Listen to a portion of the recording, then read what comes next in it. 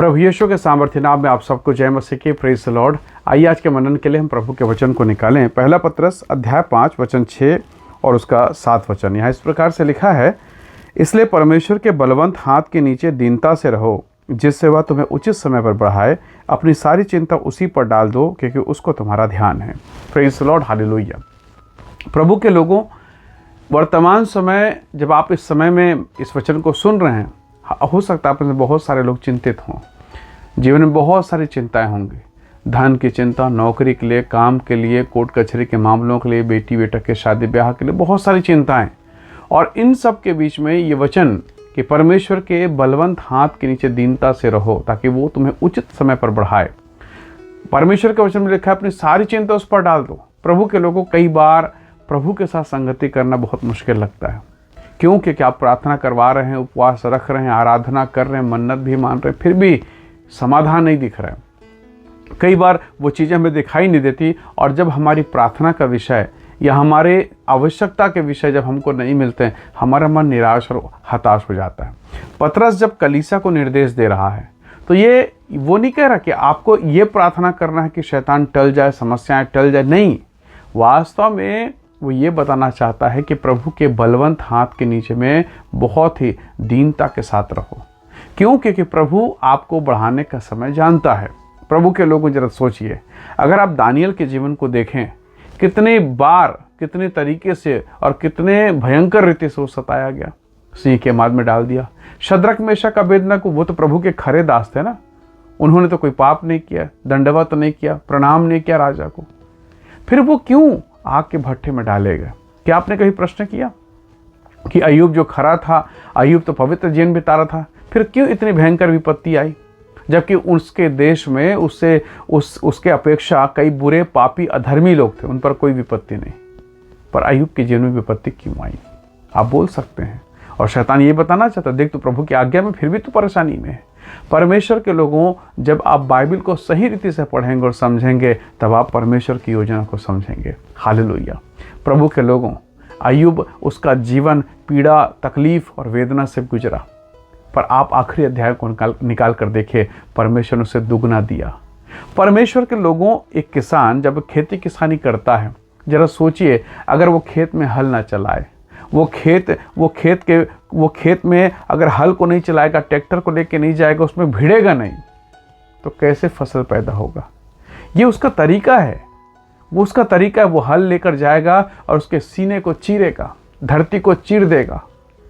परमेश्वर के लोगों, उस सूखी जमीन को पूरा कीचड़ से भर देगा, और तब एक उत्तम पैदावार दिखाई देता है। हालेलुया। प्रभु के बेटे और बेटियों, याद रखिएगा, यदि इस जमीन के साथ अगर एक किसान कहे कि मैं उसे छूऊंगा नहीं, उसमें हल नहीं चलाऊंगा, तो कैसे ये अनाज पैदा होगा? परमेश्वर के लोग, यह असंभव है।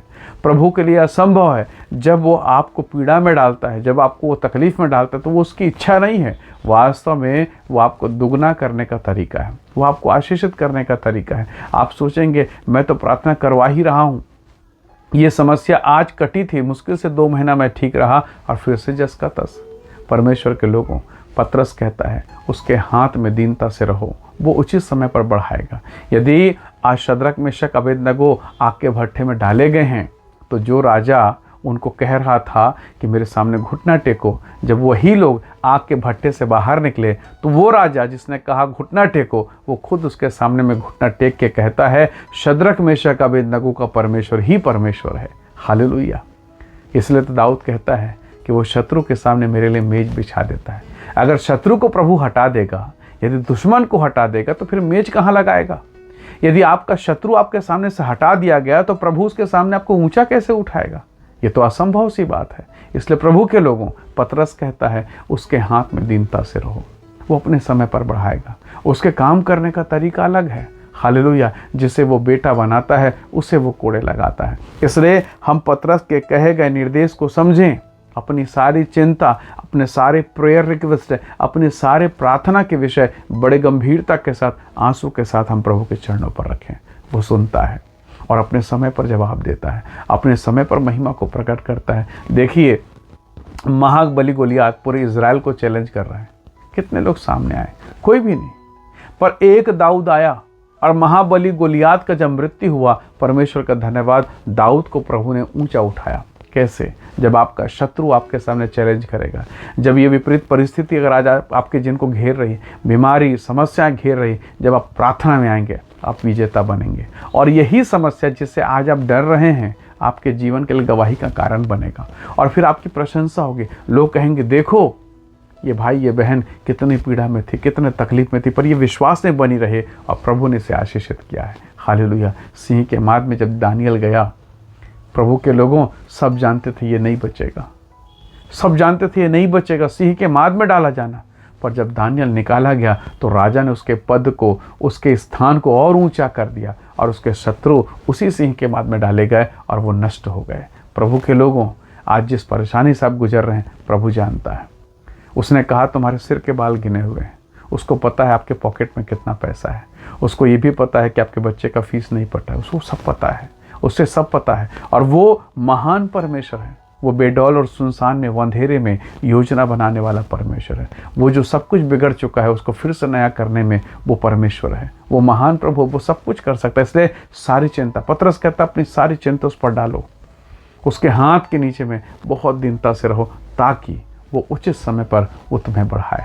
प्रभु के लोगों, जब गेहूं का दाना, धान का बीज जब जमीन के भीतर डाला जाता है वो सड़ता है। लोग कहेंगे अरे ये तो सड़ गया, ये तो बर्बाद हो गया। नहीं, ये सड़ा नहीं है। यही तरीका है कि वो सड़ेगा, मरेगा, अंकुरित होगा और एक दाना फिर कई बालियों में, कई दानों में परिवर्तित हो जाएगा। हालेलुया। प्रभु के लोगों, यदि आज परमेश्वर आपको किसी विशेष दशा से होकर गुजार रहा है, प्रभु का धन्यवाद करना, क्योंकि वो आपको मल्टीप्लाई, बहुगुणित, कई गुना आपके वंश को आशीषित करने वाला है। हालेलुया। इसलिए घबराइए मत, चिंता मत कीजिए, प्रभु के साथ बने रहिए, क्योंकि अगर आप प्रभु से पीठ फेर कर जाएंगे तो क्या परिस्थिति बदल जाएगी? क्या आपकी स्थिति में परिवर्तन हो जाएगा? कदापि नहीं। इसलिए प्रभु के साथ बने रहें, क्योंकि वो परिस्थितियों का निर्माता है, परिस्थितियों को बदलने वाला परमेश्वर है। वो तूफान, वो आंधियाँ जो आपको घेर रही है, जब यीशु डांटेगा सब कुछ चैन हो जाएगा। आइए दुआ करें और प्रभु से कहें कि प्रभु हमें सामर्थ्य दे, ताकि आपके हाथ के नीचे में बहुत नम्रता के साथ, बिना कुड़कुड़ाए, दीनता के साथ रहें, ताकि आप हमें बढ़ाएं। आइए प्रार्थना करें।